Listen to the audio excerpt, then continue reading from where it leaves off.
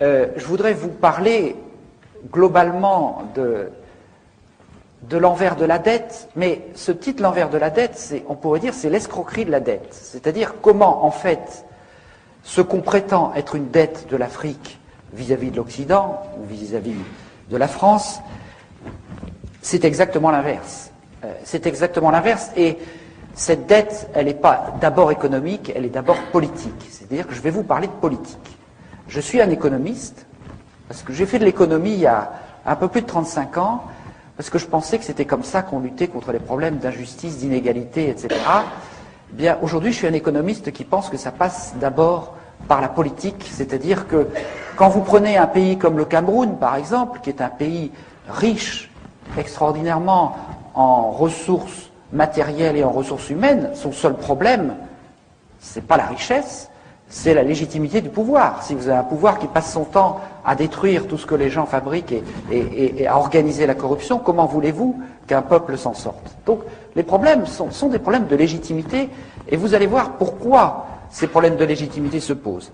Alors avant de vous parler de la France-Afrique, je vais vous parler un tout petit peu de l'historien de longue période Fernand Braudel, qui est le plus grand historien du XXe siècle, qui a beaucoup écrit sur la Méditerranée, vous le savez sans doute, parce que ça va nous éclairer sur les enjeux, et notamment sur ce qui est arrivé à l'Afrique. Braudel décrit toute l'histoire de l'économie, mais aussi de la politique, comme une maison à 3 étages. Vous avez en bas, au rez-de-chaussée, l'économie de subsistance, de survie, d'autoconsommation, la pêche, la chasse, l'agriculture locale.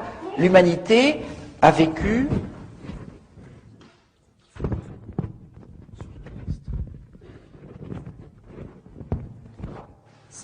l'humanité a vécu pendant plus d'1 million d'années exclusivement dans ce rez-de-chaussée. Et puis progressivement, il y a eu ce qu'on appelle l'échange local.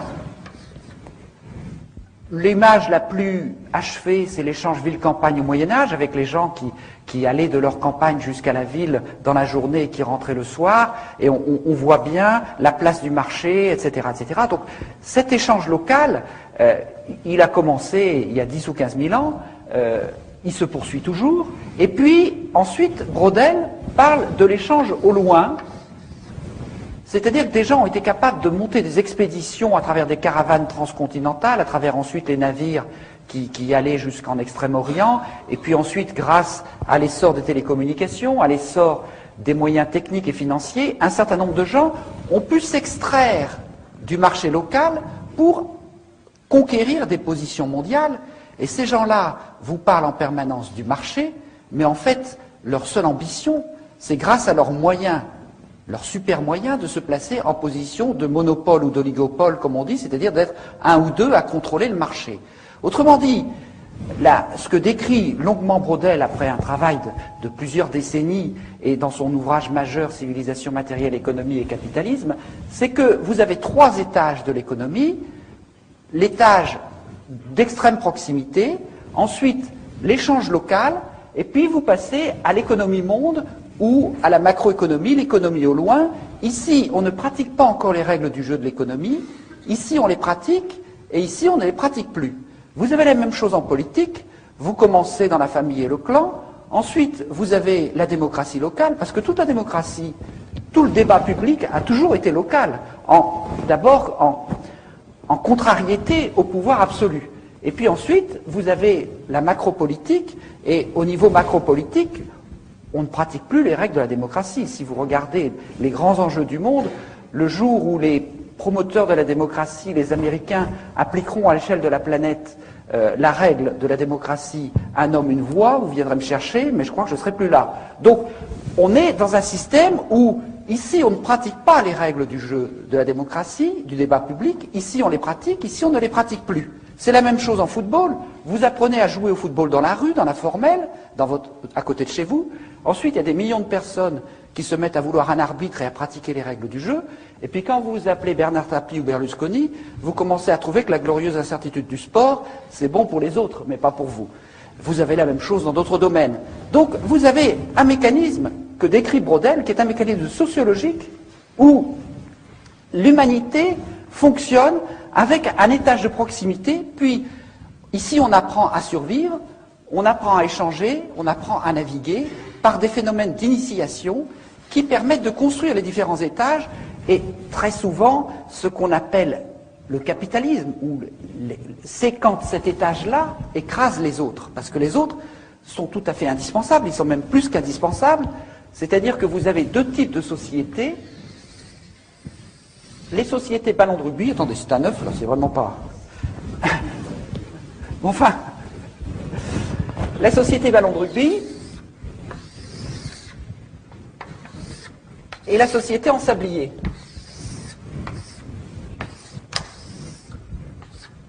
La société ballon de rugby, c'est les sociétés, j'aurai l'occasion d'y revenir parce que je terminerai, après vous avoir décrit des choses assez horribles, je terminerai sur une note positive. La société ballon de rugby, c'est quand l'étage intermédiaire, qui est l'étage des règles du jeu, est dilaté, de telle manière que les gens ne sont pas enfermés dans les ghettos du rez-de-chaussée, et les femmes qui, dans beaucoup de civilisations et dans une grande partie de l'histoire, ont été cantonnées au rez-de-chaussée, n'accédant pas à l'échange, qu'il soit économique ou politique, dans ces systèmes où on a pu dilater l'étage des règles du jeu, elles ont la possibilité d'accéder à cet étage, et inversement, si l'étage des règles du jeu est dilaté, eh bien, il arrive à fonctionner en contre-pouvoir pour empêcher le double langage de l'étage supérieur d'être excessif ou de délirer. C'est-à-dire que quelque part, on empêche que ces gens qui sont là et qui en permanence font le contraire des règles du jeu qu'ils prétendent faire appliquer, puissent exagérer. Quand la confiance se perd, c'est-à-dire que quand dans les règles de l'économie, de la politique, de la science, du sport, de la nourriture des bovidés, etc., tout commence à se perdre, les gens se disent « mais je ne vais pas être le dernier à ne pas tricher ». Et à ce moment-là, l'étage intermédiaire qui est dilaté par la confiance dans les règles du jeu se crève comme un ballon et on passe dans le système en sablier. C'est-à-dire qu'il n'y a plus un cycliste qui croit qu'on peut courir sans être dopé. Et par conséquent, on passe dans ce domaine-là. Autrement dit, si vous voulez, ce qui fait qu'il y a une démocratie, qu'il y a un développement, etc., suppose qu'il y ait une confiance dans un minimum de règles du jeu, et quand ces règles du jeu sont trop atteintes, on passe dans des sociétés extrêmement violentes où il y a des très riches, il y a des très pauvres, et les très riches gagnent au détriment des très pauvres. Alors, pour comprendre l'enjeu que je vais vous raconter maintenant sur l'envers de la dette en Afrique, il faut voir ce qui s'est passé depuis l'an 1000.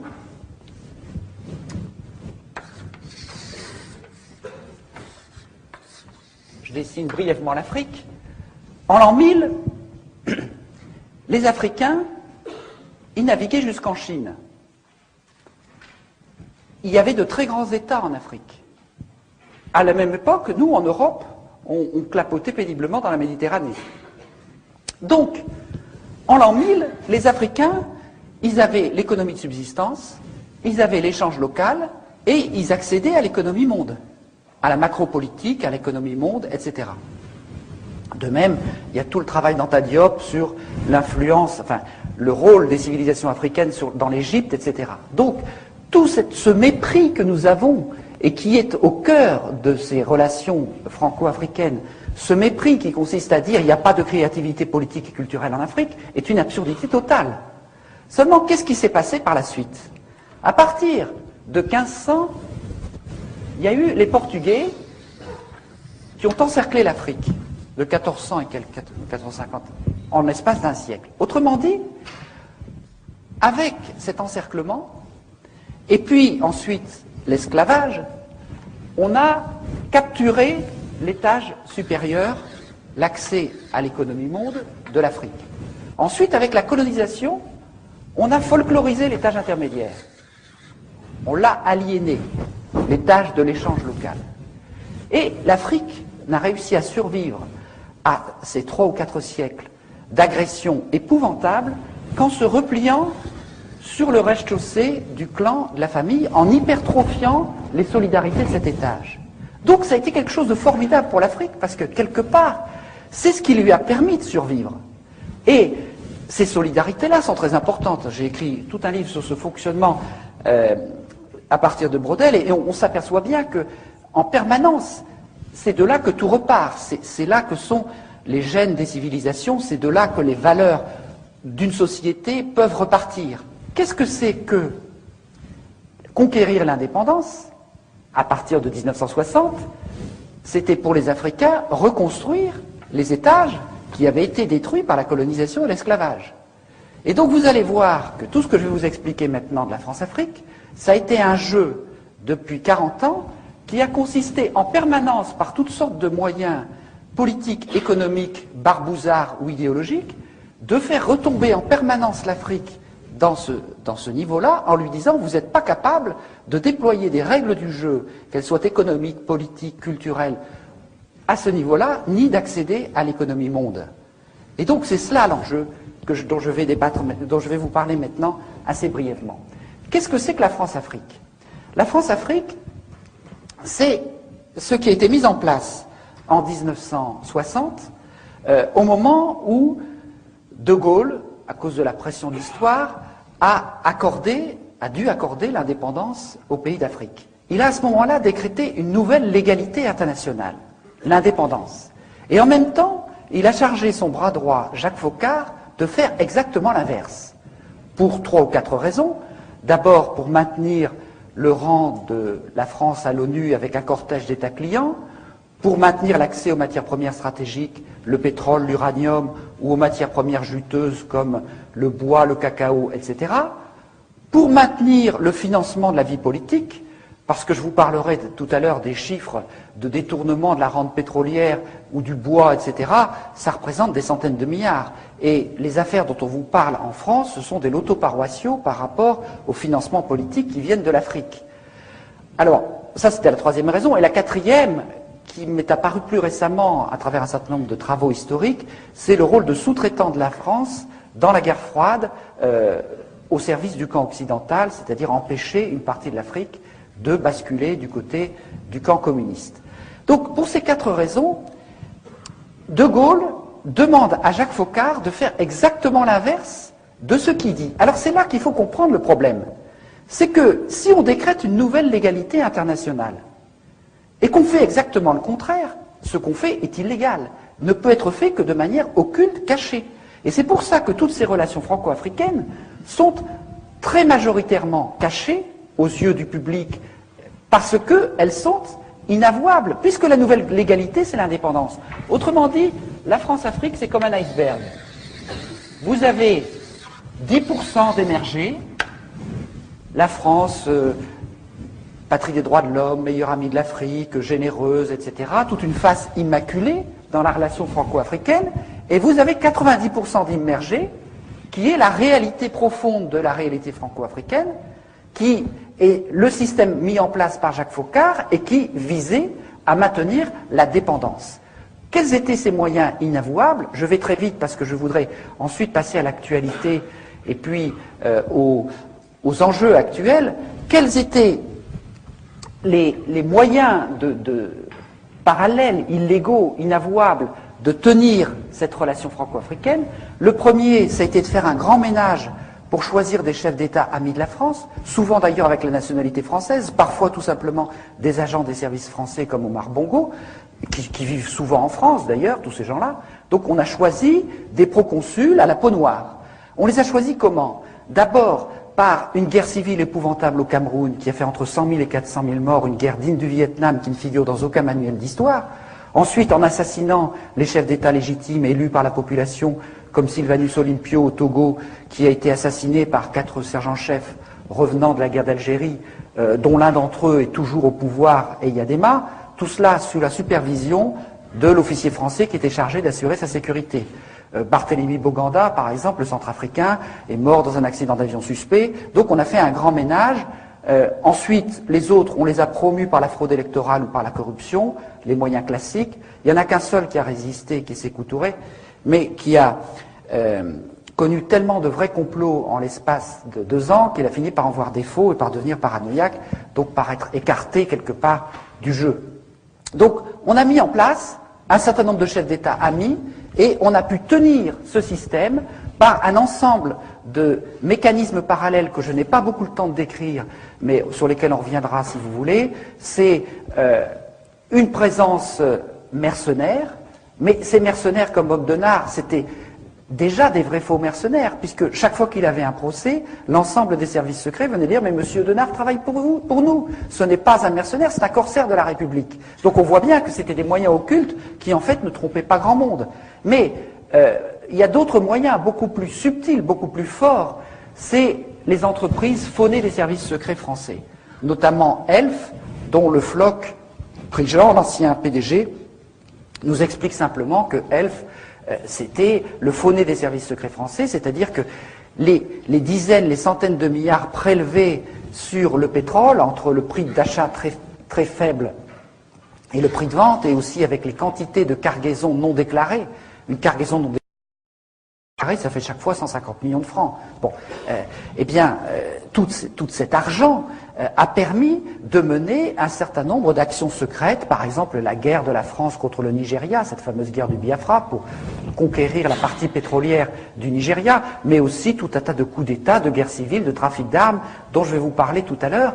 Et tout cela a été alimenté par un certain nombre de circuits financiers parallèles, par les surfacturations des gros chantiers, par un certain nombre de petites entreprises de sécurité dans l'environnement pétrolier qui faisaient payer 3 fois leurs prestations et qui étaient dirigées par des gens comme Denard. Donc la différence servait à leurs bonnes œuvres. Ou bien les missions de coopération, nous en avons eu la preuve, avaient des petites sociétés barbouzardes qui leur facturaient 3 fois le prix pour se mettre de côté la différence et puis pouvoir mener leurs actions parallèles. Donc on a mis tout un tas de mécanismes qui permettaient de pomper le fric, si vous voulez, des pompes à fric, qui permettaient de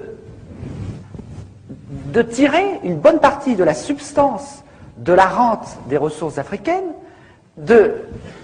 et de l'extraire, notamment, grâce au franc CFA. On vous dit toujours le franc CFA, c'est un cadeau fait à l'Afrique. Le franc CFA, ça veut dire colonie française d'Afrique, je vous rappelle. Bon.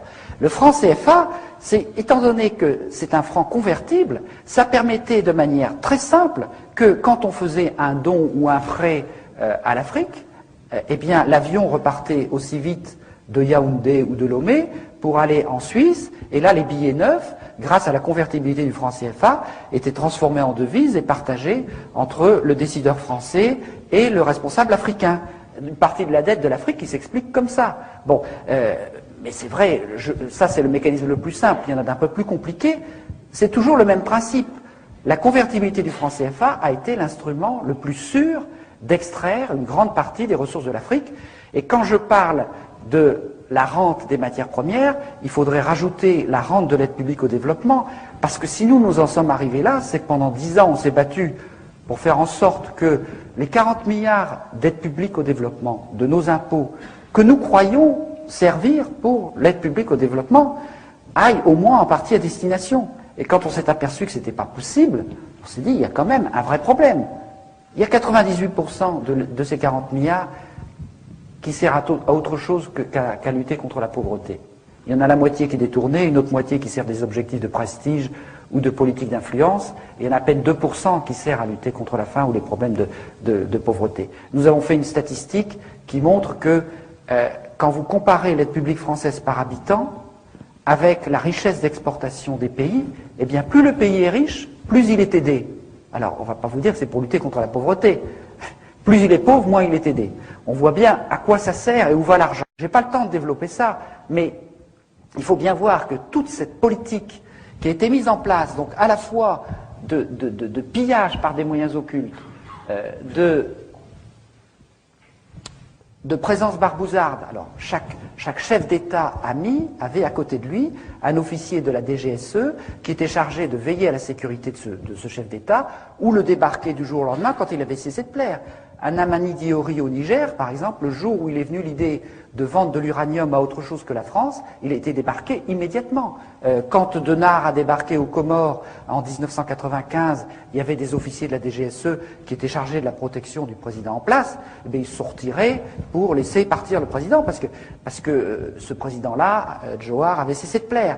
Donc on voit bien qu'on est dans un mécanisme du degré zéro de l'indépendance, que ce soit au niveau politique, au niveau monétaire, Au niveau économique, au niveau militaire, là non plus, je n'ai pas le temps de développer, mais tous les généraux, les officiers sont formés en France, recrutés, n'ont une carrière rapide que ceux qui entrent dans les cercles d'initiés, et ces généraux deviennent assez souvent d'ailleurs chefs d'État et sont dans un copinage permanent avec les réseaux militaires de la France-Afrique. Donc on est dans un mécanisme de captation de la dépendance totale.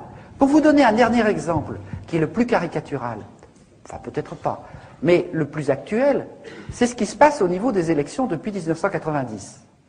Parce que, vous comprenez, dans la mesure où on met ici en place des chefs d'État amis, et on leur dit, enrichissez-vous, confondez l'argent public et l'argent privé, donnez l'exemple de la corruption.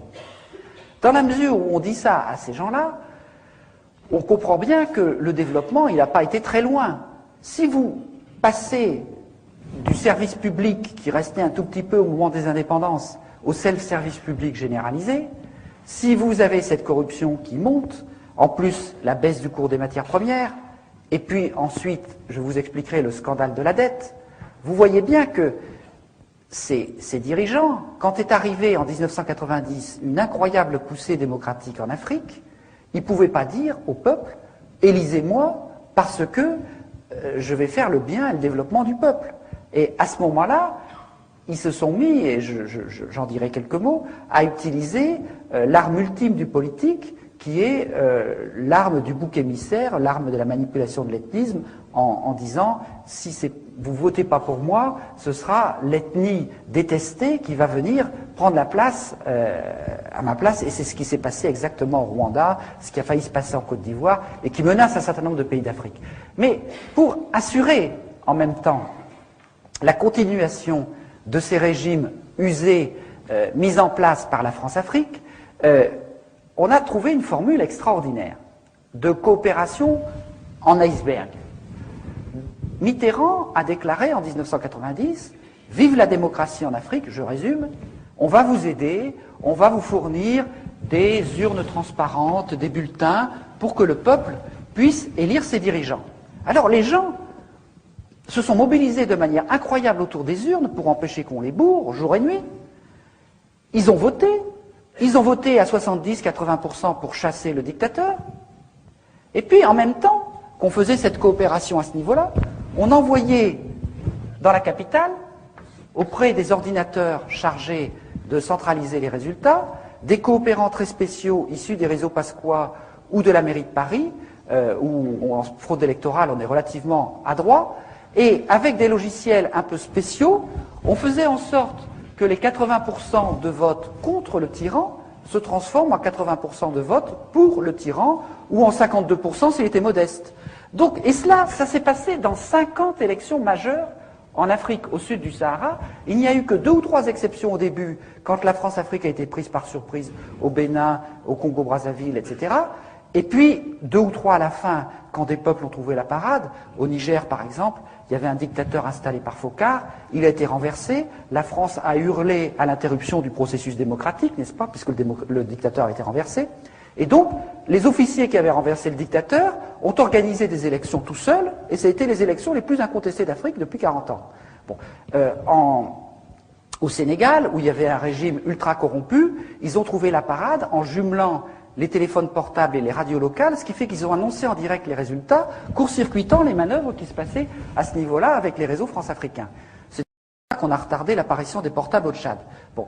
Donc, on a mis en place un tas de systèmes qui permettaient, et c'est le cas, je ne vais pas vous détailler toutes ces élections, mais ceux qui connaissent un peu l'Afrique le savent, ça a été le cas au Cameroun, au Gabon, au Togo, à Djibouti, en Mauritanie, encore récemment au Bénin, et c'est ce qui est en train de se jouer à Madagascar, où il se passe des choses absolument extraordinaires ou monumentales, où il y a un mouvement depuis 3 ou 4 mois pour affirmer la légitimité d'une élection contre une pseudo-légalité d'une commission constitutionnelle totalement bidon. Et si le peuple de Madagascar gagne, c'est quelque chose de très important pour l'Afrique parce que ça va donner des tas d'idées à beaucoup de gens.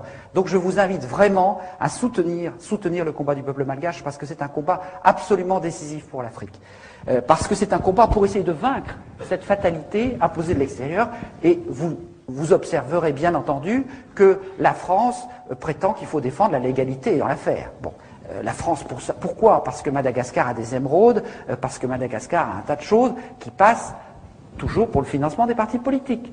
Alors, je continue sur cette affaire. Je voudrais, parce qu'on a assez peu de temps et je voudrais laisser du temps pour le débat, vous parler de l'envers de la dette et vous en parler à partir de deux cas exemplaires qui sont le Congo-Brazzaville et l'Angola.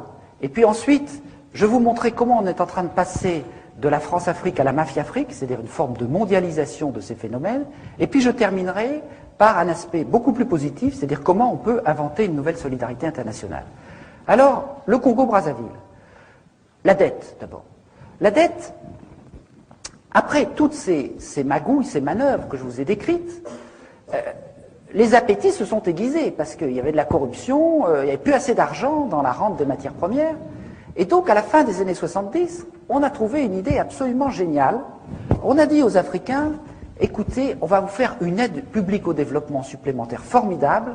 On va vous prêter à 1, 2 ou 3%, par exemple, alors que le taux du marché est à 10 ou 12%. Et la différence, on va dire, c'est cadeau, c'est de l'aide publique au développement.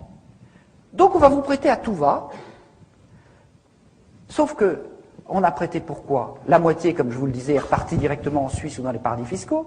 L'autre moitié a servi à des projets somptuaires, des palais, aménager le Boeing de Bongo, etc., etc., ou ça a servi également à ce qu'on appelle les éléphants blancs, c'est-à-dire des projets dont le seul intérêt était d'être des gros chantiers pour des entreprises françaises, des projets facturés 3 fois, recommencés 5 fois, ou par exemple un hôpital dont le coût de fonctionnement est supérieur au budget de la santé du pays, donc il ne fonctionnera pas, ou un IUT dont le coût d'entretien est supérieur au budget de l'éducation, donc il ne sera pas entretenu. Tout un tas de choses qui sont complètement à côté des nécessités du développement, et quand vous vous retrouvez 15 ans plus tard à devoir rembourser de l'argent qui était soi-disant cadeau, mais qui est quand même une dette, avec quoi allez-vous le rembourser? C'est-à-dire que cet argent, les gens n'en ont jamais vu la couleur. Alors ça, c'est le phénomène, j'allais dire, ordinaire. Avec le cas du Congo-Brazzaville, on passe à une échelle qui est encore beaucoup plus incroyable. Beaucoup plus incroyable. Parce que là, on a un phénomène que je voudrais que vous arriviez à comprendre, parce qu'il est un petit peu extraordinaire. C'est que on a un pays qui a du pétrole. Alors, depuis qu'il a du pétrole, la France-Afrique, ELF, etc., lui prend son pétrole. Elle lui prend son pétrole, il y en a un tiers au moins qui n'est pas déclaré, qui passe au noir. L'or noir passe au noir. Dans des cargos qui vont se vendre sur les marchés parallèles. Jamais le gouvernement congolais n'a eu la possibilité de savoir combien il y a de pétrole qui sortait de chez lui. On lui donnait de temps en temps une feuille de papier avec 3 chiffres. Bon. Avec interdiction d'aller vérifier. Bon. Donc, le pétrole, on lui pompe son pétrole. Et puis, à la place de ça, qu'est-ce qu'on fait? On fait de la dette. On dit aux gens, écoutez, endettez-vous, on va vous faire un château à Paris, on va vous donner de l'argent par là, etc. Et donc, on fait ce qu'on appelle des prêts gagés sur le pétrole. On a vendu le pétrole pour 10 ans, 15 ans, tout le pétrole à venir. Et avec ça, ces prêts gagés, on vous explique qu'on passe par 30 ou 40 intermédiaires. On fait le tour de tous les paradis fiscaux. Chaque fois, il y en a un qui prend 1 ou 2%. Chaque fois, ça augmente la dette. Et puis, ensuite, on revend la dette, etc., etc. Et puis, c'est comme des œufs en neige. On vous a fait une dette au départ sur du pétrole que vous allez extraire dans 5 ans. Et cette dette, à force de se monter comme des œufs en neige, elle se multiplie par 3, 4, etc.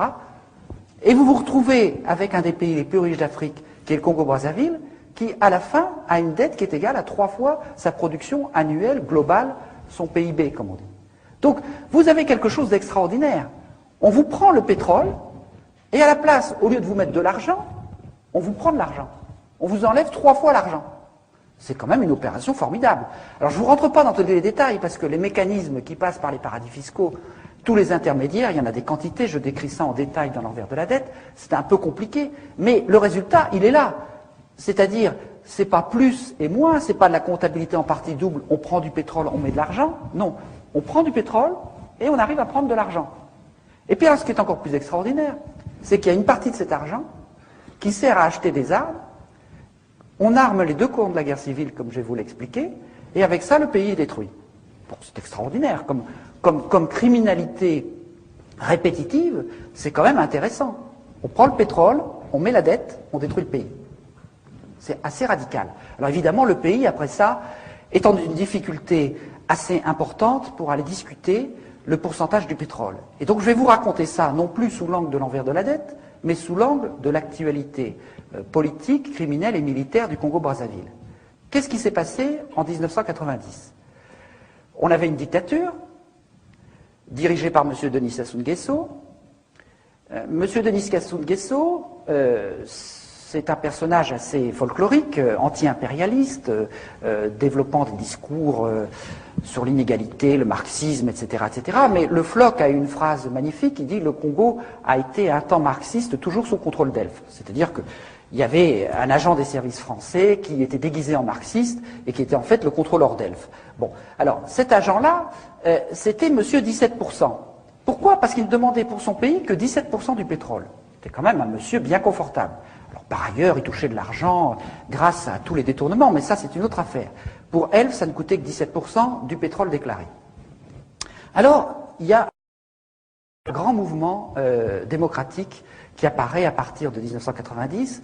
Les gens se réunissent en conférence nationale souveraine, c'est un peu comme 1789, tout le peuple se met ensemble, on élabore une nouvelle constitution, on veut redémarrer la vie politique et démocratique du Congo-Brazzaville.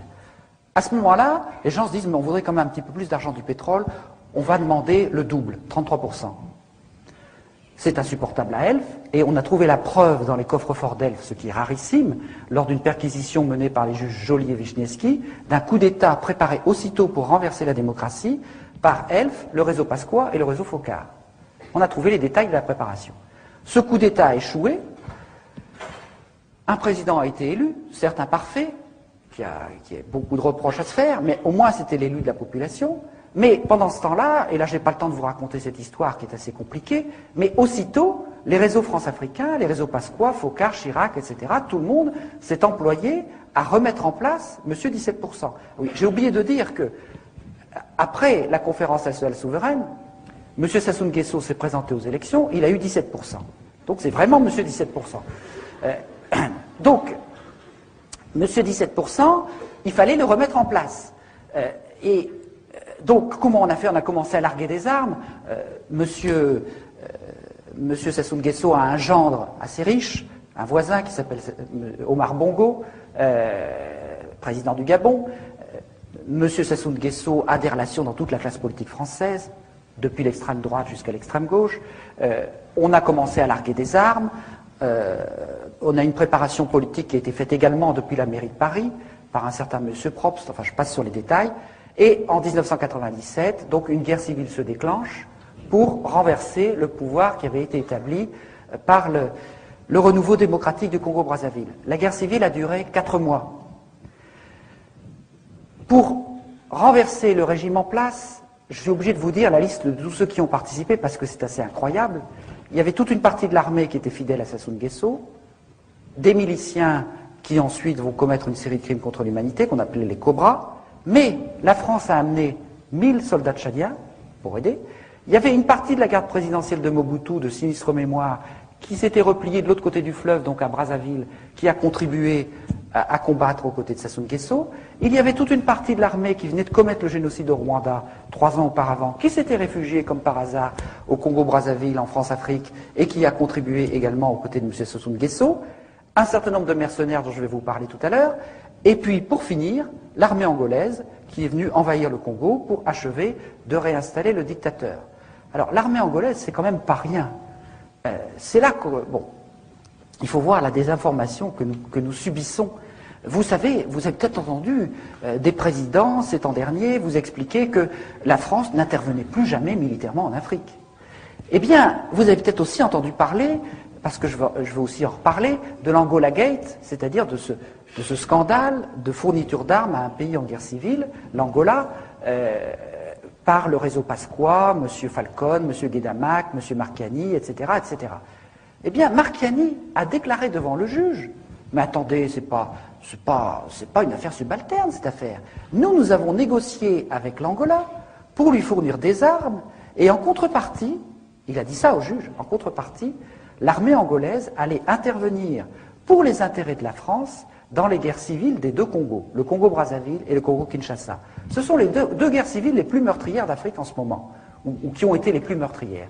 Donc sans que vous le sachiez, sans que le Parlement le sache, eh bien il y a eu la France, par Angola interposé, par Tchadien interposé, par Mobutuiste interposé, etc., a mené une guerre qui a contribué à détruire le Congo-Brazzaville. Et je n'ai pas le temps de développer, mais dans cette guerre, les deux camps de la guerre civile ont été armés par des trafiquants d'armes liés aux pétroliers avec l'argent de la dette.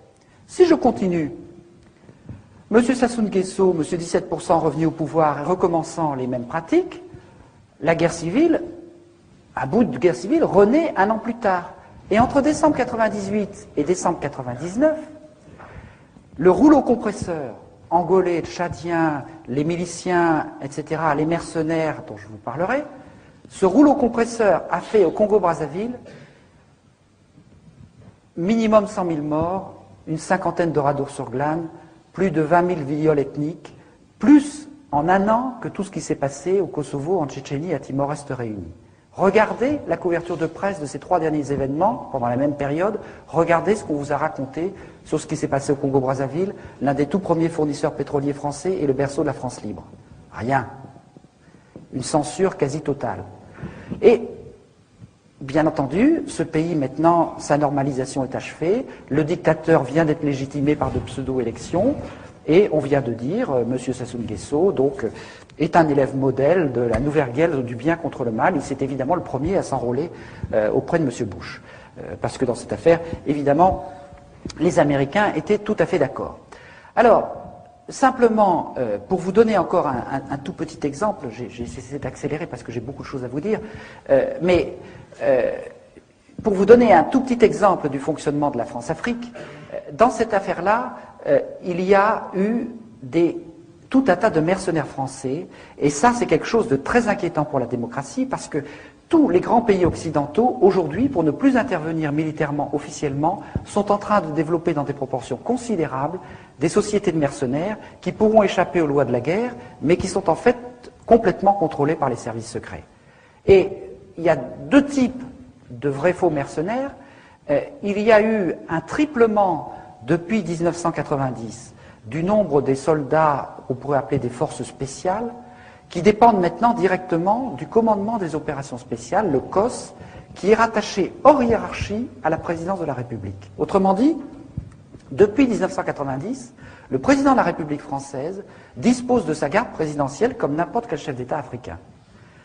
Et il peut mener des guerres secrètes, ce qu'il a fait au Rwanda et ce que Chirac a fait au Congo-Brazzaville. D'ailleurs, le ministre de la Coopération français a vendu la mèche dans Jeune Afrique. Il a dit qu'il y a vraiment beaucoup trop de confusion au Congo-Brazzaville, parce qu'il y a quantité de mercenaires français qui ont à peine eu le temps de quitter l'uniforme qu'ils portaient hier. Parce que c'est tout simplement des militaires des forces spéciales qui se déguisent en mercenaires, qui font un intérim de mercenariat et qui porteront à nouveau leur uniforme demain. C'est quand même tout à fait gênant. Mais il y a encore pire. Il y a tous les mercenaires d'extrême droite qui sont répandus à travers toute l'Afrique et dont le vivier est constitué par la garde présidentielle de Jean-Marie Le Pen, le DPS, Département Protection Sécurité. Il y a 1700 hommes là-dedans, anciens gendarmes, anciens militaires, anciens policiers. Toutes les sociétés de mercenaires françaises recrutent parmi ces 1700 hommes. Il y a au moins une quinzaine de sociétés de mercenaires, et quand nous sommes plaints de la présence de ces mercenaires au Congo-Brazzaville, au ministère des Affaires étrangères, on nous a dit, mais il faut respecter la liberté du commerce. Alors, ces sociétés, pour voir un peu de quoi il s'agit, il faut que je vous raconte très brièvement l'histoire de Bernard Courcelles.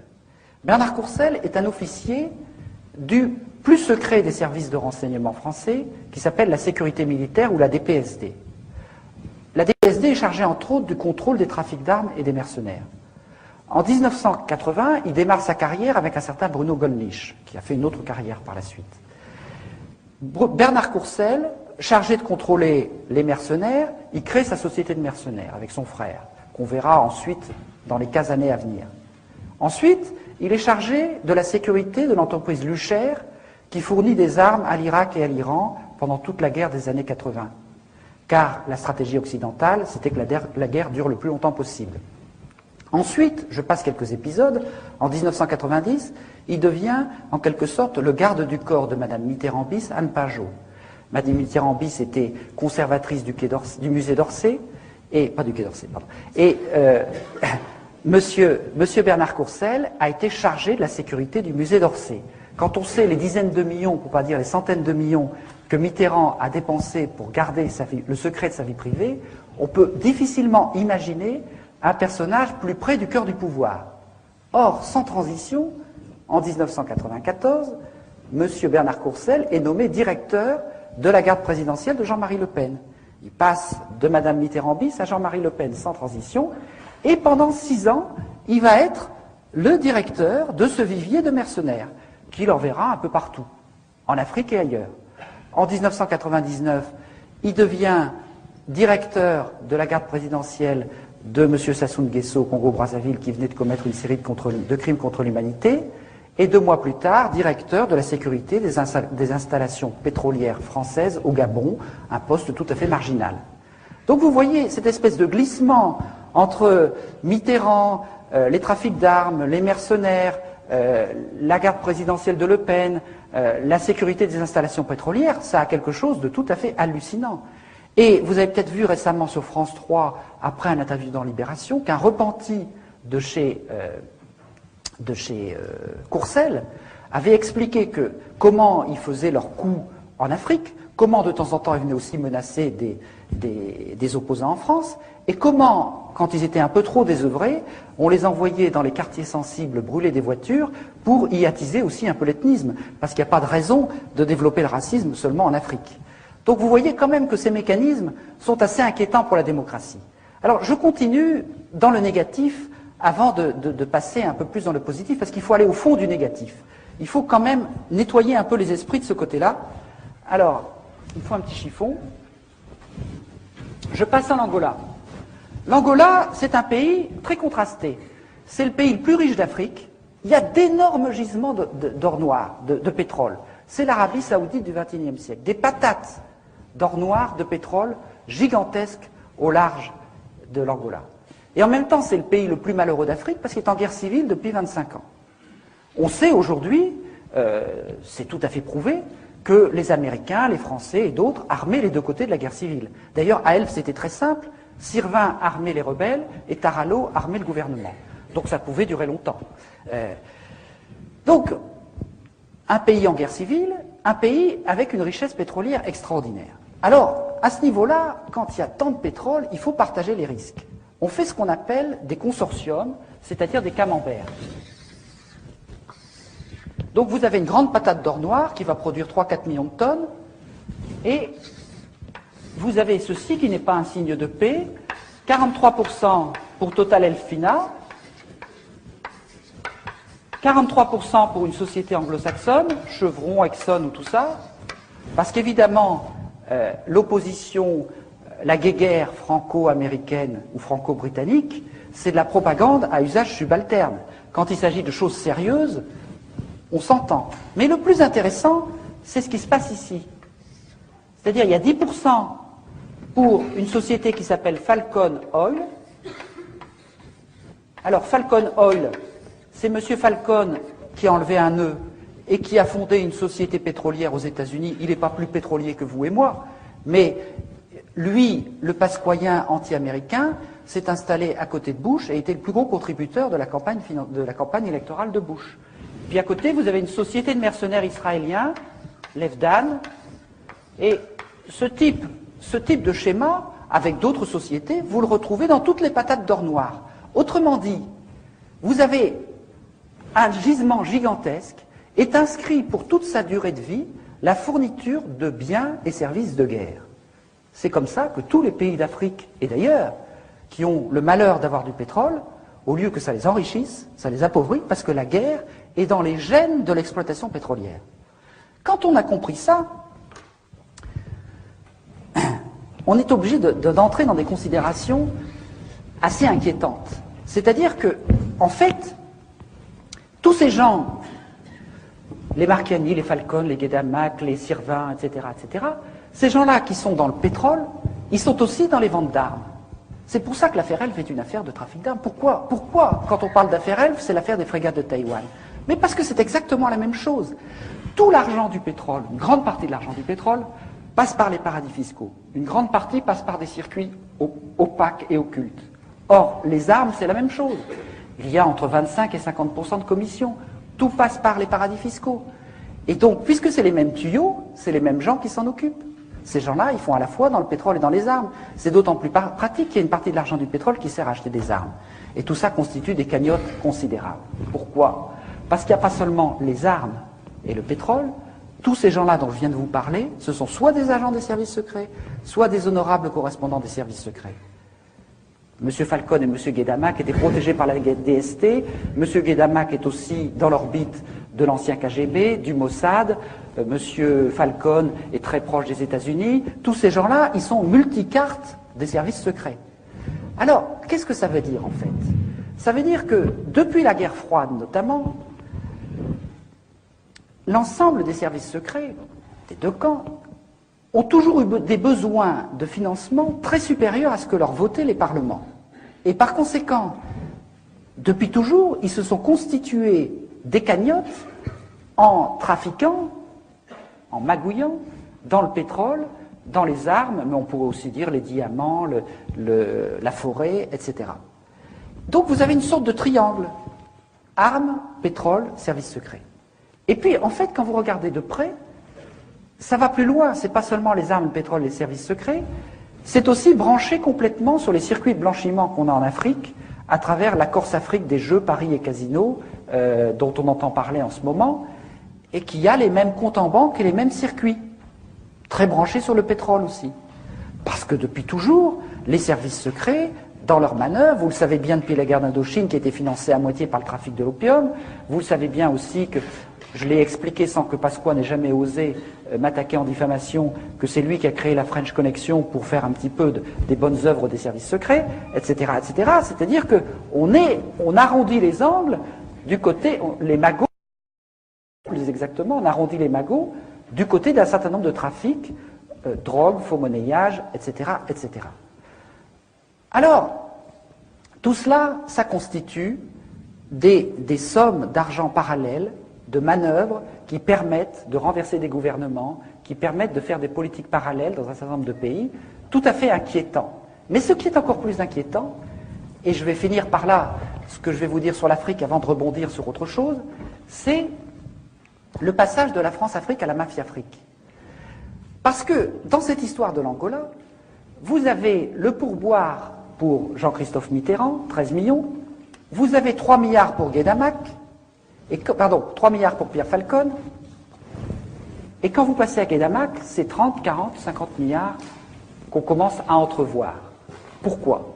Parce que Guedamac est en quelque sorte le représentant de cette énorme masse financière que certains appellent la mafia russe, mais qui est tout simplement le pillage de la Russie qui s'est produit en l'espace de 4 ans entre 1989 et 1993. Au moment où le mur allait s'effondrer, le KGB et la nomenclature russe, en l'espace de 4 ans, ils ont bradé à 10% de sa valeur les énormes stocks stratégiques d'aluminium, d'engrais, de diamants, de pétrole et les armes de l'armée rouge qui étaient en quantité considérable. Ils les ont vendus à 10% de leur valeur pour que la différence puisse être placée dans les paradis fiscaux en Suisse et ailleurs. Et cette somme-là, ça représente 500 milliards de dollars. Avec cet argent-là, ces gens-là qu'on appelle aujourd'hui les nomenclaturistes ont racheté la Russie, et ils ont racheté une partie de la Côte d'Azur, et ils ont racheté aussi une partie du pétrole en Angola. Ils ont fait un certain nombre de trafics.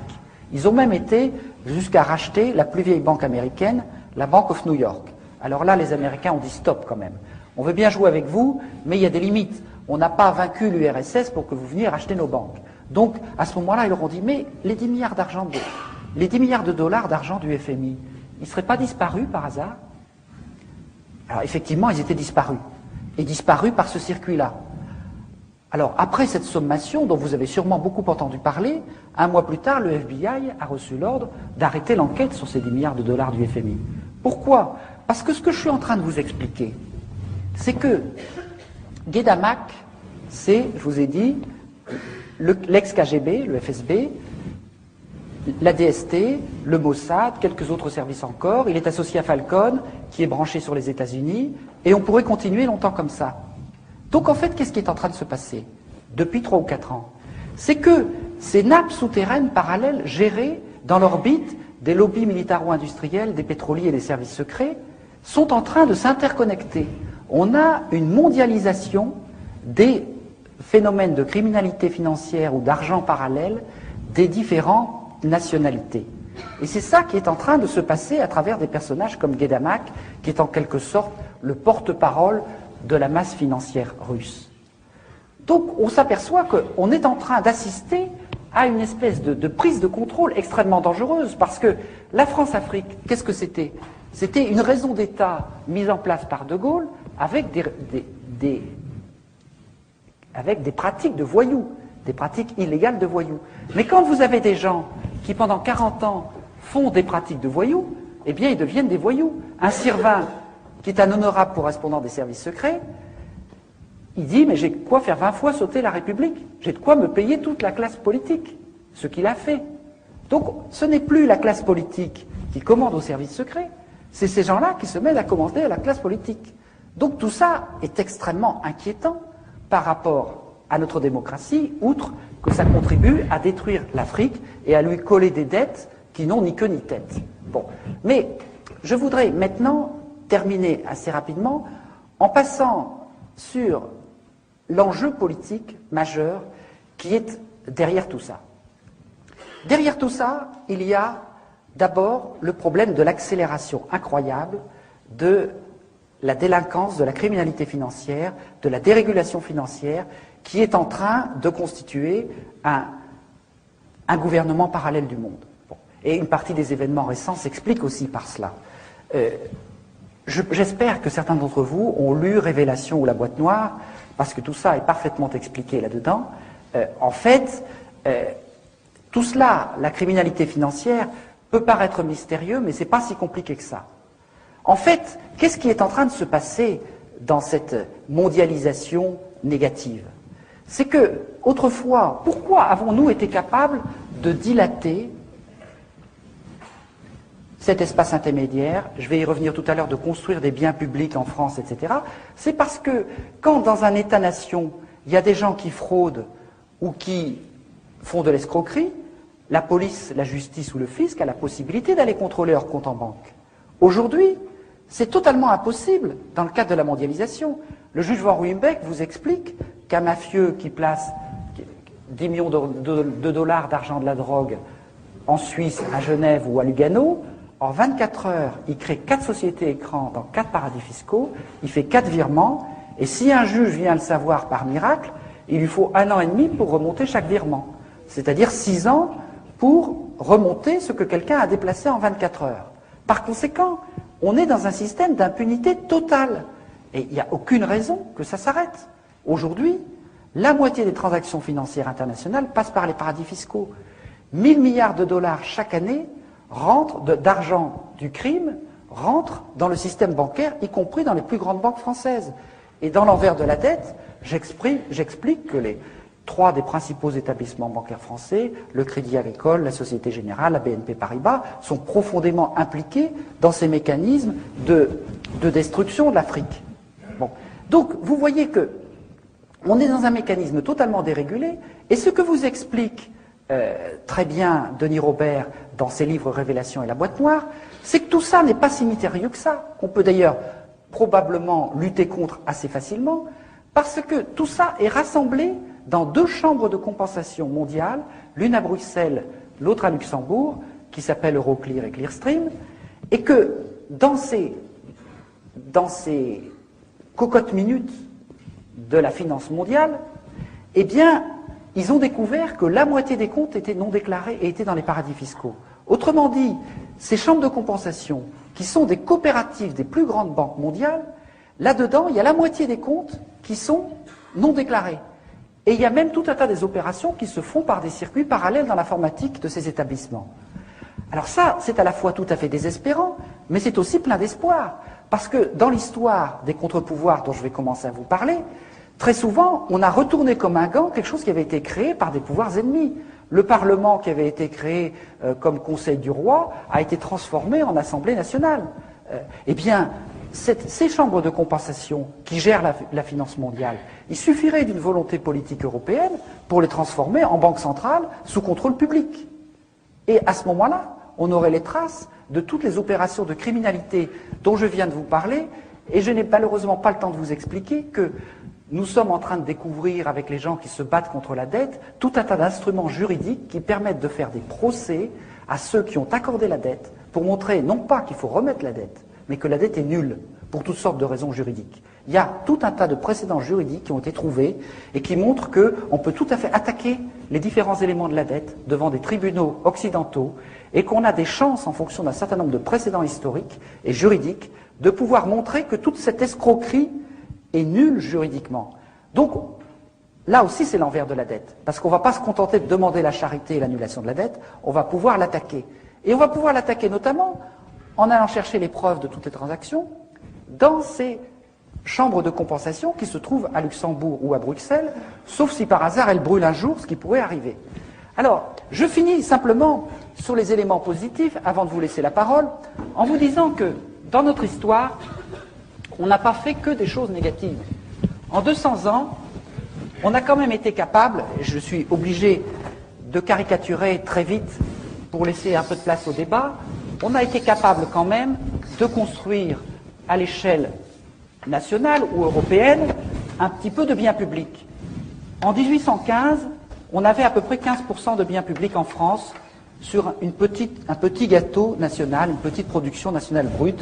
On avait un peu de police, la police, oui, une justice de classe, quelques routes, etc. 150 ans plus tard, 200 ans plus tard, on a à peu près 45% de biens publics. C'est-à-dire qu'il y a eu tout un mouvement social, des luttes sociales, qui ont exigé de la dignité, qui ont demandé de l'éducation, de la santé, des retraites, du droit du travail, des congés payés, etc. C'est-à-dire qu'il y a eu tout un combat pour la dignité, qui s'est fait difficilement sur la durée, mais qui a eu pour objectif de dire, mais attention, dans la richesse qui est produite, il y a de la richesse qui est marchande, des biens privés, mais il y a aussi de la richesse qui ne doit pas être de la marchandise, qui est beaucoup trop importante. C'est-à-dire ce qui nous fait exister, ce sont des choses beaucoup plus importantes que ce qui nous fait produire. Et même aujourd'hui, il n'y a plus personne à la Banque mondiale, contrairement à ce que vous croyez, qui ose défendre le principe, ou contester le principe, qu'un peuple bien éduqué et en bonne santé est plus efficace économiquement qu'un peuple malade et analphabète. C'est-à-dire que un niveau de biens publics suffisant est absolument indispensable, y compris pour la prospérité économique. Mais pas seulement. Tous les pays qui sont classés en tête aujourd'hui en matière de développement humain, un indice statistique qui ne comprend pas que la seule richesse économique, eh bien tous ces pays ont au moins 35 à 40% de biens publics. Donc on voit bien que ceux qui se battent pour le maintien d'un haut niveau de biens publics se battent en fait pour des biens de civilisation, des biens de dignité. Ce qui fait que dans un pays, tout le monde et tout n'est pas à vendre. C'est-à-dire que le phénomène de création des biens publics a eu aussi un phénomène de dilatation, d'expansion de la richesse globale. Et contrairement à tous ceux qui prétendaient que ce n'était pas possible de payer la santé, l'éducation, les congés payés, etc., ça a développé tout un tas d'activités qui fait qu'en fait, aujourd'hui, y compris la richesse privée, est plus importante que quand on avait moins de biens publics. Eh bien, quel est l'enjeu au niveau international? Aujourd'hui, au niveau international, on a 0,3% de biens publics à l'échelle mondiale. Quelque chose de ridicule. On va devoir, de manière absolument indispensable, si on veut combattre l'effet de serre, si on veut combattre les grandes épidémies, si on veut assurer la sécurité alimentaire, une justice pénale internationale, combattre la pollution des océans, on va devoir créer du bien public à l'échelle mondiale, y compris aussi pour réguler la criminalité financière. En même temps, les deux jeunes Guinéens qui, en s'envolant dans une soute d'avion, il y a 2 ans, ont dit aux dirigeants d'Europe, nous sommes des êtres humains, nous avons droit à l'éducation et à la santé. Ils sont morts de froid, mais ils ont été enterrés comme des prophètes dans leur pays, et c'est des prophètes. Ils ont parfaitement raison. On ne pourra pas ne pas leur donner raison. C'est inévitable. Donc, nous allons conquérir, tous ensemble, des biens publics à l'échelle mondiale. Et ça change totalement le principe de la solidarité internationale. Parce que là, ce n'est pas nous qui allons les aider à travers une espèce d'aide au développement néocoloniale, plus ou moins charitable et plus ou moins détournée. Ceux qui vont se battre pour conquérir du bien public parce qu'ils ne l'ont pas, eh bien, en fait, c'est eux qui vont nous aider. Parce que c'est eux qui vont initier un jeu à somme positive par rapport à une humanité qui aujourd'hui va droit dans le mur en confinant ses richesses à un tout petit nombre. Donc on se rend compte que la perspective d'une construction des biens publics à l'échelle mondiale, sur laquelle nous avons beaucoup travaillé et qui est beaucoup plus accessible que vous ne pensez, parce que nous avons dans notre mémoire le souvenir de la manière dont nous les avons conquis, eh bien, cette construction des biens publics à l'échelle mondiale renverse complètement la perspective de la solidarité internationale. Et à partir de là, j'en viens maintenant tout de suite à ma conclusion, si un Jean-Christophe Mitterrand, qui plaide son innocence dans tous les sens du terme, est capable de planquer 13 millions de francs en Suisse pour ne pas payer l'impôt, ça veut dire que bientôt il n'y aura plus que les pauvres et les imbéciles pour payer leurs impôts, c'est-à-dire pas grand monde. Qu'est-ce que c'est que ça ici? C'est pas la quête à la sortie des églises, c'est le fisc. Le fisc, c'est une œuvre de civilisation. Il n'y a pas de bien public s'il n'y a pas un petit peu de solidarité collective. Qu'est-ce que c'est que les paradis fiscaux? C'est la destruction du fisc, c'est-à-dire la destruction de tout ce que nous avons conquis en 2 siècles. Donc vous voyez aujourd'hui clairement que les paradis fiscaux, ce n'est pas seulement par là que s'en va tout le sang et toute la richesse de l'Afrique, c'est aussi par là qu'est en train de se détruire tout ce que nous avons conquis de notre côté. Et par conséquent, pour ceux qui avaient un petit peu perdu leur boussole en matière militante, nous savons maintenant clairement ce que nous ne voulons et ce que nous ne voulons pas. Si nous voulons des biens de civilisation, c'est-à-dire des biens publics, eh bien, en même temps, nous savons que nous devons combattre ce qui les détruit, c'est-à-dire la criminalité financière.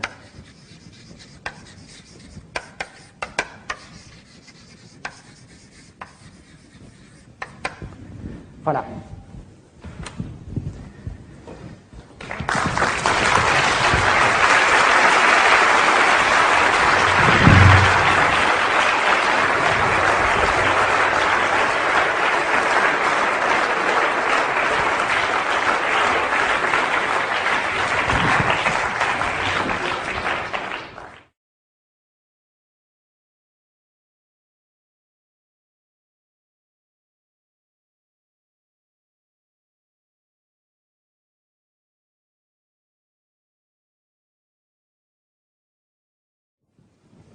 Bon, je vais d'abord répondre à ces 2 questions parce qu'elles sont importantes et elles vont ensemble.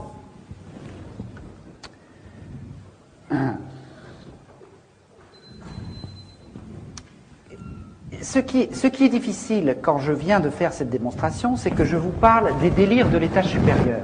Mais il y a encore beaucoup de gens qui se battent à ce niveau-là. Il y a encore des juges intègres, il y a encore des journalistes honnêtes, etc., etc. Il y a un certain nombre de gens qui ne sont pas totalement hors des règles du jeu. Même si par rapport à la justice et au droit, pour dire les choses autrement, la démocratie, c'est d'abord la capillarisation des contre-pouvoirs, c'est-à-dire le fait qu'à cet étage-là, un certain nombre de gens défendent les règles du jeu contre des gens qui les méprisent. Et évidemment, si les contre-pouvoirs disparaissent, il n'y a plus de démocratie. Or aujourd'hui, ce que j'explique dans mon dernier livre Noir Chirac, c'est que Chirac a partie liée totalement avec ceux qui sont en train de verrouiller très rapidement 2 des contre-pouvoirs majeurs qu'il y a en France, c'est-à-dire la justice et les médias. La haute hiérarchie judiciaire et la propriété progressive d'un certain nombre de médias, l'un des derniers épisodes étant le Figaro, conquis par Serge Dassault, l'héritier du lobby militaro-industriel, mais c'est pas fini. Donc on voit bien que, à la fois, aujourd'hui, on assiste à des choses qui donnent un espoir formidable. Hier, dans Le Monde, vous avez vu, nous avons créé une association avec Maître Bourdon, qui m'a défendu contre les chefs d'État, et cette association a porté plainte au nom de 7 paysans camerounais dont les plantations ont été massacrées par un exploitant forestier français. Et en fait, on en a tout à fait le droit, puisque Rougier est de droit français. Et par conséquent, nous avons créé une association pour porter les plaintes des gens qui sont victimes au Sud des sociétés françaises. Et c'est tout à fait possible. Mais il y a beaucoup d'autres choses dans le même genre. Pour la première fois, un trafic d'armes a été dénoncé par un petit juge, comme on dit. Qu'est-ce qui est en train de se passer? Il y a 40 ans, Maître Jacques Vergès inventait la stratégie de rupture pour défendre les Algériens colonisés qui se battaient pour leur indépendance en disant « Nous contestons radicalement la justice française ». 40 ans plus tard, Maître Vergès a changé de camp et avec les avocats des puissants, il est obligé d'inventer une stratégie de rupture pour essayer de déstabiliser les juges, Courroy, Van Humbeck ou les autres, qui sont en train de combattre les puissants. C'est quand même étonnant, c'est un signe d'espoir, ça. Quelque part, la justice aurait-elle commencé à changer de camp? Mais je pourrais vous donner des tas d'exemples. Il y a aujourd'hui tout un tas de procédures contre Sassou Nguesso, contre un certain nombre de dictateurs africains qui sont en train de naître à partir comment dire, des lois internationales sur les crimes contre l'humanité, des lois de compétences universelles, etc. Si vous voulez, le problème, ce que je voudrais vous expliquer, mais je n'ai pas beaucoup de temps, c'est que, en fait, dans la lutte entre la mondialisation mafieuse, criminelle ou des puissants et la mondialisation des règles du jeu, la première, c'est comme un moteur au kérosène. C'est-à-dire, elle part à toute allure parce qu'elle saisit les opportunités. Et en fait, les gens comme vous et moi, les gens de la société civile qui se battent pour défendre un certain nombre de choses, c'est comme un moteur au diesel. Ils démarrent avec un temps de retard, ils attendent de s'apercevoir que c'est insupportable pour réagir. Mais rassurez-vous, dans l'histoire, les moteurs au diesel vont beaucoup plus loin que les moteurs au kérosène. C'est-à-dire que quelque part, ils commencent à comprendre, et je pourrais vous donner des milliers d'exemples, ils commencent à saisir les mécanismes, et à ce moment-là, la situation se retourne. Regardez tout ce qui s'est passé autour des paradis fiscaux. Il y a 3 ans, on aurait parlé des paradis fiscaux. Il y a à peine un Français sur 10 qui savait ce que c'était. Dans 2 ans, on fait un référendum en Europe pour ou contre les paradis fiscaux. En partie grâce à vous, on gagnera le référendum contre les paradis fiscaux. J'en suis sûr. Parce que leur nocivité est en train de se connaître de plus en plus grâce à des organisations comme ATTAC, dont nous sommes cofondateurs, qui font un travail assez formidable à ce sujet. Je prends par exemple le problème du scandale du non-soin des Africains malades du sida. Bon, tout le monde pensait qu'il était impossible de faire quoi que ce soit. Le lobby pharmaceutique, c'est sans doute l'un des lobbies les plus puissants au monde en termes de corruption. Et il y a 3 ou 4 petites associations qui ont dit, mais si on prive les Africains de médicaments, ça veut dire que le lobby pharmaceutique est un marchand de mort.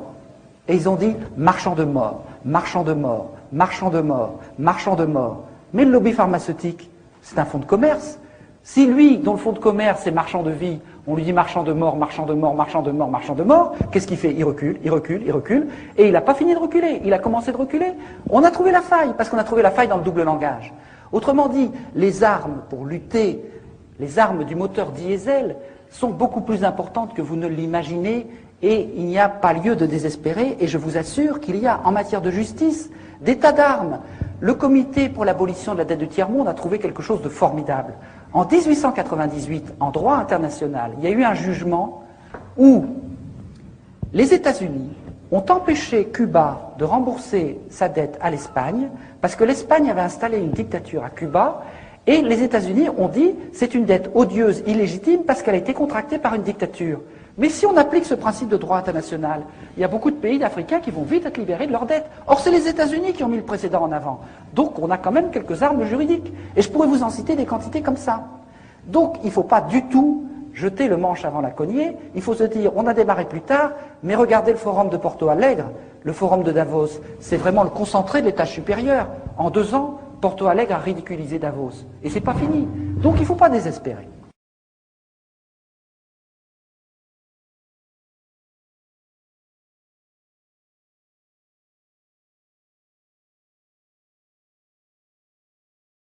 Ben, je vais d'abord répondre à ces 2 questions parce que c'est plus facile en s'en souvenant. D'où vient l'information? L'information, elle est accessible. Même les services secrets vous disent qu'il y a 90% de l'information qui vient des sources ouvertes. Il suffit de faire un travail de chercheur d'or, de dépouiller l'ensemble de la presse française et étrangère. Alors la presse française, il y a une bonne partie des informations, mais vous savez, c'est comme certains poissons dont raffolent les Japonais. Quand vous connaissez bien les désinformateurs, c'est souvent là qu'il y a la meilleure information. Donc il suffit d'isoler le poison et on trouve un certain nombre de choses. Donc vous avez toute la presse française, toute la presse étrangère qui n'a pas du tout les mêmes biais que la presse française, Pas toujours. Et puis, on peut se constituer au fur et à mesure un certain nombre d'amis à travers le monde, journalistes, experts, défenseurs des droits de l'homme. Et enfin, depuis 10 ans, il y a des milliers d'Africains qui sont venus nous dire ce qui se passait chez eux et qui ne pouvaient pas publier. Et quand on croise ces 4 sources, on arrive à se faire une idée assez précise quand même de la situation. Sur les causes internes, vous avez tout à fait raison d'évoquer ça parce que j'étais tellement pressé d'arriver à la fin que j'ai oublié une précaution oratoire que j'utilise chaque fois, c'est de dire que je n'allais pas beaucoup parler des causes de la responsabilité des Africains dans cette situation, non pas qu'elle ne soit pas aussi importante, mais parce qu'on vous en parle tout le temps, et qu'il me semblait utile de faire l'information sur dont on ne vous parle pas, c'est-à-dire les responsabilités de l'extérieur. Mais ce serait évidemment une forme de néocolonialisme à l'envers que de dire que les Africains n'ont pas une part importante dans cette situation. Alors, à ce propos, je voudrais dénoncer 2 armes extrêmement importantes, 2 armes idéologiques très importantes du néocolonialisme en Afrique. Et une troisième. La troisième, c'est le mépris, mais j'en ai déjà parlé. C'est-à-dire que quand vous discutez avec des gens qui opèrent ces manœuvres de la France-Afrique ou de la mafia-Afrique, ils ont un mépris incroyable de l'Afrique, un mépris invraisemblable. Ils disent l'Afrique c'est une page blanche, on peut faire ce qu'on veut, il n'y a pas de créativité politique et culturelle, etc. Ce qui est une connerie monumentale, c'est quand on connaît l'histoire de l'Afrique, mais en même temps, il y a un certain nombre d'Africains qui finissent par le croire. Et ça, se libérer de l'effet miroir de ce mépris, c'est un premier point extrêmement important. Le deuxième point, c'est que je vous ai expliqué qu'après la colonisation et l'esclavage, l'Afrique a hypertrophié ses solidarités de proximité. Elle doit reconstruire l'étage des règles du jeu et de l'échange et l'étage de son accès à la société monde. Or, il y a 2 idéologies qu'on inculque à l'Afrique et qui l'empêchent en permanence de sortir de là, qui la font retomber là-dedans. C'est l'idéologie qui consiste à dire la fatalité de la corruption. Parce que s'il y a fatalité de la corruption en Afrique, qu'est-ce que ça veut dire? Ça veut dire qu'il n'y a pas de solidarité possible hors de la famille immédiate et du clan, donc que l'Afrique n'est pas capable de reconstruire des règles du jeu, et que par conséquent elle est condamnée à être toujours dépendante et à rester enfermée dans son rez-de-chaussée. Or, il y a tout un tas de gens qui vous disent « la corruption c'est pas grave, c'est naturel, etc. etc. » Vous savez très bien que quand je dirais, ce que l'Afrique a de valeur et de tradition, ce n'est pas le pillage, le mensonge, etc. On apprend autre chose. Mais après ça, on vous dit, vous ne pouvez pas fonctionner à l'étage supérieur sans la corruption. Tant que les Africains ne combattront pas la corruption en se disant, ce langage de corruption, c'est un langage néocolonial parfait, eh bien, il y aura beaucoup de mal à en sortir. J'en ai beaucoup discuté avec les Sénégalais qui ont réussi à renverser un système illégitime, mais maintenant, ils sont confrontés à leurs propres problèmes. Comment ils vaincent la corruption? Parce que s'ils restent dans la corruption, ils ne s'en sortiront pas. Et le deuxième langage idéologique, c'est le langage de l'ethnisme. On vous dit, vous ne pouvez pas fonctionner en dehors des solidarités ethniques. Mais si vous ne pouvez pas fonctionner en dehors des solidarités ethniques, c'est que vous n'êtes pas capable de mettre en place des règles du jeu qui permettent de les dépasser. Au Congo-Brazzaville, où il y a eu, pendant les 10 premières années, quand même un véritable effort d'indépendance. Il y a eu des syndicats qui se sont créés, par exemple. Ces syndicats étaient naturellement nationaux, transethniques. Eh bien, aujourd'hui, il y a des gens qui veulent détruire les syndicats pour faire un syndicat par ethnie. Mais si on fait ça, ça veut dire qu'on enferme le pays complètement au rez-de-chaussée. Il n'en sortira plus. Donc, vous voyez bien que le langage qui enferme les gens dans la fatalité de l'ethnisme ou la fatalité de la corruption est le meilleur outil du néocolonialisme pour maintenir ces pays dans la dépendance.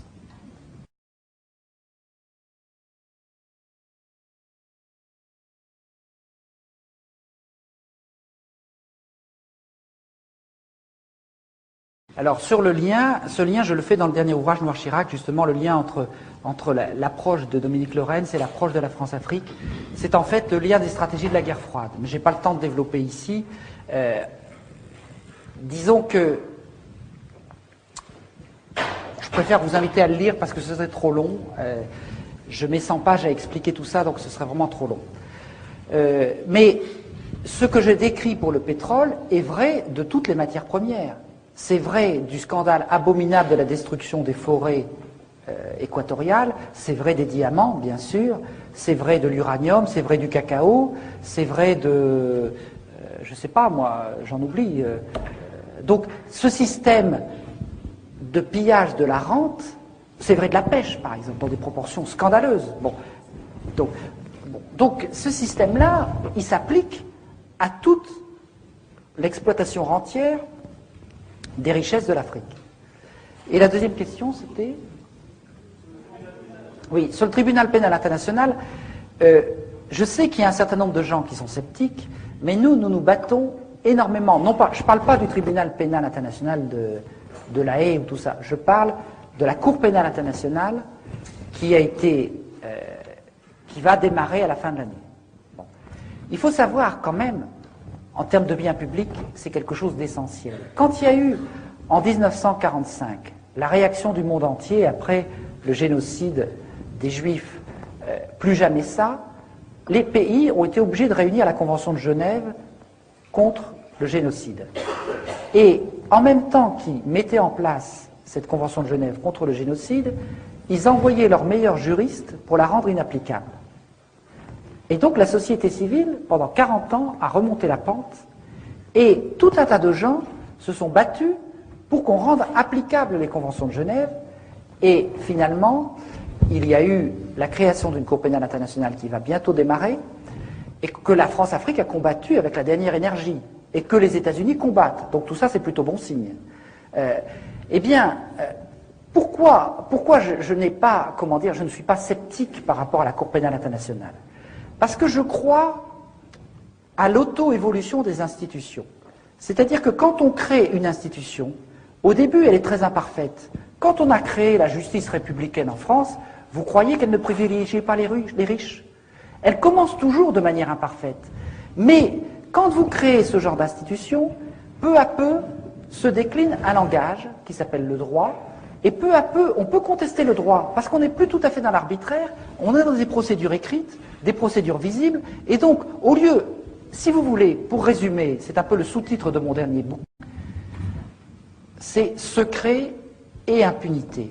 L'impunité va avec le secret. Tout ce que je vous développe ici, c'est une perspective de biens publics. Les biens publics, ce n'est pas seulement des biens pour tout le monde, c'est des biens qui se débattent en public. Et par conséquent, une justice même imparfaite, elle se débat en public. Et quand vous êtes en public, vous gagnez déjà beaucoup de choses, parce que quelque part, vous pouvez combattre l'impunité. Et pourquoi j'écris Noir Chirac? Parce que Noir Chirac est au cœur d'un certain nombre de mécanismes secrets qui lui valent toute son impunité. Et donc, l'enjeu principal, avant d'obtenir des choses, c'est de se battre contre tous les systèmes d'oligarchie qui veulent faire fonctionner l'économie et la politique dans le secret, sans parler du militaire.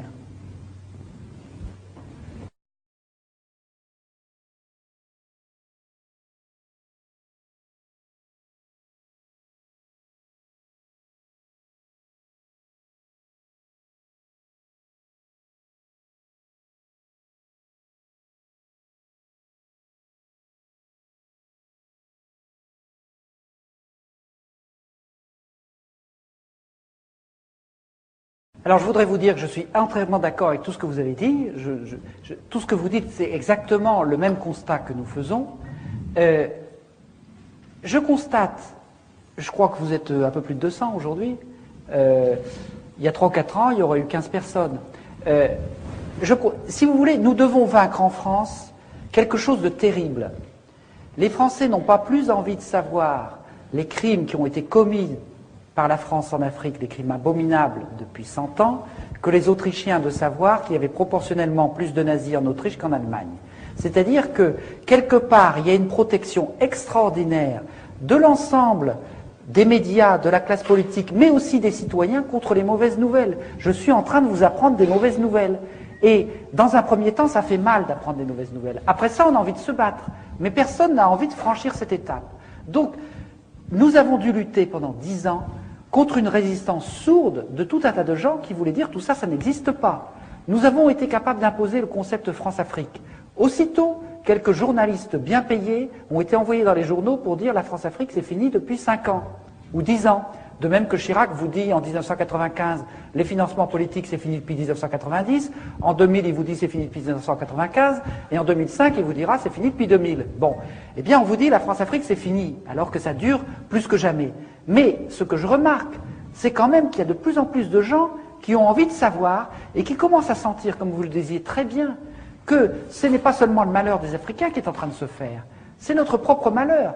Comment pensons-nous que par rapport à un continent qui va bientôt compter 1 milliard d'habitants, nous pourrons avoir des relations pacifiques si nous continuons de vendre à l'Afrique ce que nous avons de pire en termes de voyoucratie? Bon, je crois que c'est de l'ordre de l'évidence.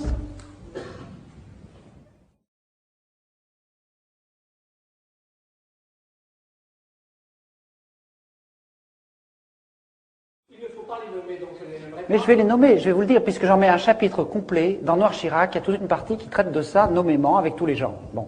Donc si vous voulez, je n'ai pas peur de donner les noms. La Grande Loge nationale française, qui est la franc-maçonnerie la plus à droite, essentiellement, mais beaucoup plus. Aujourd'hui, tous les chefs d'État africains, france-africains, appartiennent à la GNF. Tous. Tous les dictateurs. Certains furent sensibles au Grand Orient, oui, avec Christian Lutfi, tout à fait. Mais ils sont tous passés à la GLNF. Et de même que les principaux responsables des services secrets, de même que les généraux qui commandent les anciennes troupes coloniales, de même que le lobby une grande partie des gens qui dirigent le lobby pétrolier, et les 3 chefs d'État qui m'ont fait un procès, Omar Bongo, Sassou Nguesso, Idriss Déby, Arkady Guédamac, dont j'ai parlé tout à l'heure, qui me fait un procès qui est un haut dignitaire de la GLNF, tout l'état-major de TF1, une grande partie de la presse régionale, etc., etc., font partie de ces réseaux d'initiés dont j'explique dans Noir Chirac qu'ils ont été constitués dans le cadre de la guerre froide. C'est-à-dire que quand il a fallu mettre en place des moyens de combattre le risque soviétique, il y a eu un service secret dans le service secret de la CIA qui s'est créé et qui a décidé de créer une sorte de chevalerie. Et cette chevalerie, ils l'ont recrutée à la fois dans certaines obédiences maçonniques très à droite, mais également dans les Rose-Croix, également dans les sectes de Templiers, la scientologie, etc. C'est-à-dire qu'il y a toute une partie sectaire initiée, mais qui n'est pas seulement la GNF, c'est aussi la mafia. La guerre froide s'est faite avec la mafia, que ce soit la mafia italienne ou la mafia corse. Et la mafia corse, on lui a attribué des fiefs en Afrique. Et il est en train de vouloir revenir en Corse. Il y a une difficulté importante, et là je tiens à être tout à fait précis, c'est que dans l'histoire de France, dans l'histoire de la démocratie, dans l'histoire de la République, la franc-maçonnerie a joué un rôle positif très important. Beaucoup des institutions républicaines, y compris de la construction du bien public, s'est fait à cause, j'allais dire, de la partie positive de l'humanisme franc-maçon. Or, ce que j'explique dans Noir Chirac, c'est que en fait, comme il y a une partie secrète et initiatique, c'est une tentation extraordinaire pour les services secrets de tenter de dévoyer cette partie-là pour faire le secret du secret. Et c'est comme ça que dans l'histoire de la franc-maçonnerie, très souvent, il y a eu des responsables des services secrets qui sont devenus grands maîtres. Il y a eu Barouin, il y a eu récemment Guglielmi, etc., etc. Et comme vous l'expliquez, l'ancien patron de la DGSE, M. Marion, a dénoncé un système... Excusez-moi, monsieur.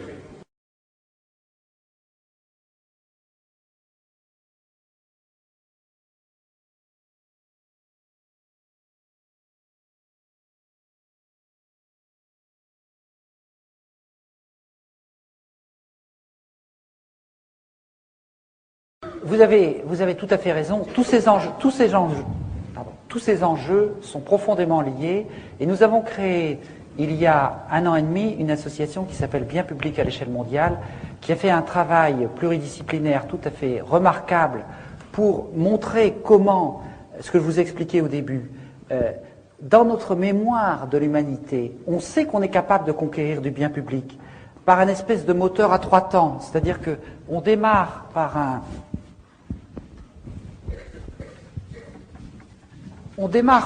un bien désirable, c'est-à-dire qu'un bout d'humanité considère qu'il y a quelque chose qu'on doit absolument avoir ou qui est insupportable. Par exemple, l'absence de soins pour les malades du sida, ou à un moment donné, le besoin de pouvoir donner l'éducation aux enfants, etc.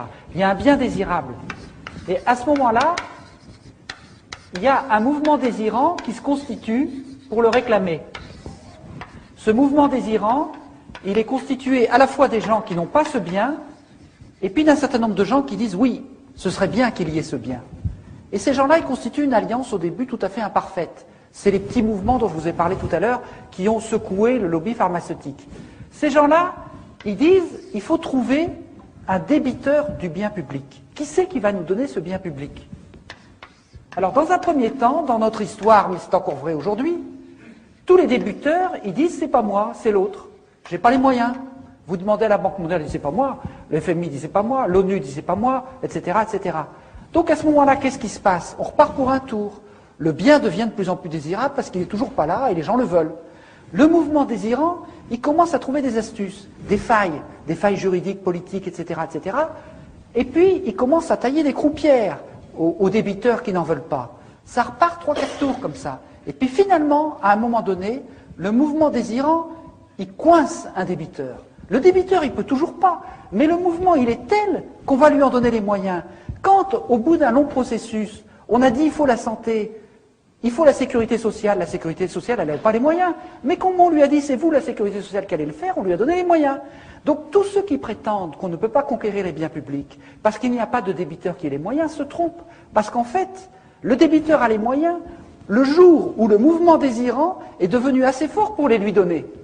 Et donc c'est exactement ce type de travail que nous sommes en train de faire, et nous sommes en train d'ouvrir 5 chantiers sur les questions du climat, les questions de la santé, justement, les questions de la justice pénale internationale, les questions du droit maritime, la circulation des mers, et les questions de l'accès au crédit et de la monnaie, parce que la monnaie est un bien public quand on voit la manière dont aujourd'hui elle est mise entre des circuits criminels. Et par conséquent, ce qui nous apparaît maintenant, c'est qu'en fait tous ces combats, comme vous le disiez tout à l'heure, ils ont la même cible.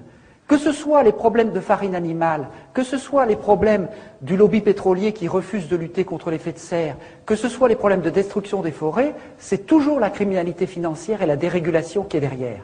Et par conséquent, on peut tout à fait mener des combats communs.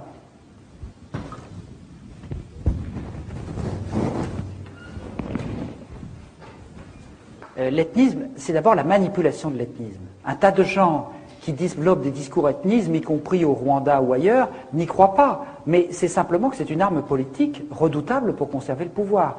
Et cette arme politique, elle a été très souvent utilisée par le colonisateur. L'IOT enseignait à tous ses disciples comment dresser les ethnies les unes contre les autres. Donc l'ethnisme, c'est d'abord une manipulation, très souvent. C'est une manipulation pour obtenir le pouvoir. Mais d'autre part, le découpage des frontières a été aussi une manipulation ethnique. C'est-à-dire le fait que ces frontières soient mal taillées, c'était également pour rendre ces pays ingouvernables. Mais en même temps, si vous vous souvenez de tous les leaders indépendantistes du début, ils étaient tous panafricains. Et aujourd'hui encore, les plus éminents esprits qui se battent contre ces problèmes, avec lesquels on peut rencontrer, discuter, ils sont tous persuadés qu'il n'y a pas d'avenir en dehors du panafricanisme, ou tout au moins d'un débordement considérable des petits pays qui ont été créés pour être invivables par le colonisateur. Si vous regardez le début de l'histoire, les Olympio, les Kwame Nkrumah, les Umniobé, etc., tous ces gens-là, ils étaient panafricanistes, et c'est Focard qui s'est battu avec Houphouët pour diviser ces pays en tout petits morceaux. Donc, aujourd'hui, quand vous voyez que dans un élan de sagesse inattendu, l'ensemble des pays d'Afrique de l'Ouest, anglophones et francophones, ont décidé de créer une monnaie commune, Focard doit se retourner dans sa tombe. Bon, je pense que ça, ce sont des choses qui vont tout à fait dans le sens de la reconquête de l'accès de l'Afrique à l'économie monde. Ça suppose de dépasser les micro-États.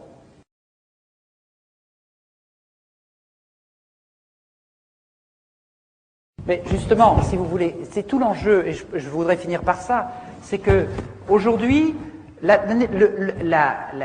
néocolonialisme a pris au moment de l'indépendance des gens qui étaient ici, fonctionnant en clan ou en famille, pour les mettre ici et pour fonctionner exactement de la même manière, en court-circuitant complètement l'émergence des contre-pouvoirs. Et chaque fois qu'il y en a qui sont apparus, on les a plus ou moins éliminés. Ce n'est pas un hasard si dans ces États rentiers, gouvernés par des clans, chaque fois qu'il y a des gens qui veulent créer de la richesse économique ou des activités, l'administration fait échouer la création d'activités parce qu'un développement productif suscite des contre-pouvoirs des classes de travailleurs et d'entrepreneurs qui ne dépendent pas de l'État. Donc aujourd'hui, la bataille centrale pour développer, je dirais, les indépendances africaines, c'est la bataille qui consiste à développer à tous les niveaux les mécanismes de solidarité et de construction économique, sociale et politique à cet étage-là. C'est cet étage-là, l'étage des valeurs. Si vous voulez, pour moi, aujourd'hui, le travail essentiel en Afrique, c'est un travail politique, historique, anthropologique, etc. C'est que les Africains discutent, débattent, ils essaient de dire quelles sont nos propres valeurs, qu'est-ce qui va nous permettre de reconstruire, qu'est-ce que nous avons en nous qui nous permet de refuser la corruption, qui nous permet de bâtir des règles du jeu où nous nous reconnaissons, qui ne nous sont pas imposées. Et personnellement, je pense que si les Africains font cela, ils vont apporter énormément au monde. On dit toujours il n'y a pas de contre-pouvoir en Afrique, il y a des chefs, etc. Mais quand vous regardez les chefs, la tradition africaine, il y a une sophistication des contre-pouvoirs, de capacité d'empêcher le chef de délirer, tout à fait extraordinaire.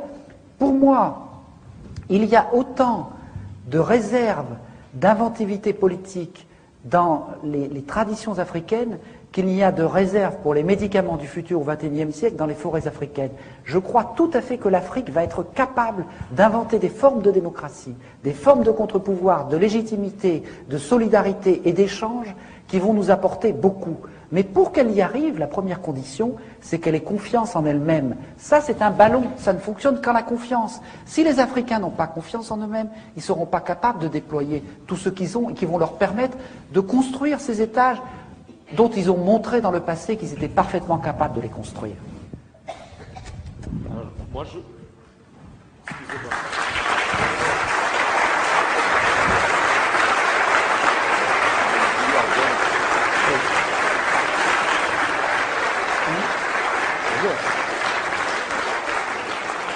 Oui, je voudrais simplement, pour terminer aussi, féliciter une maison marseillaise, Agone, qui s'est lancée dans la publication très courageuse des dossiers noirs, car il faut un certain culot pour publier cette littérature.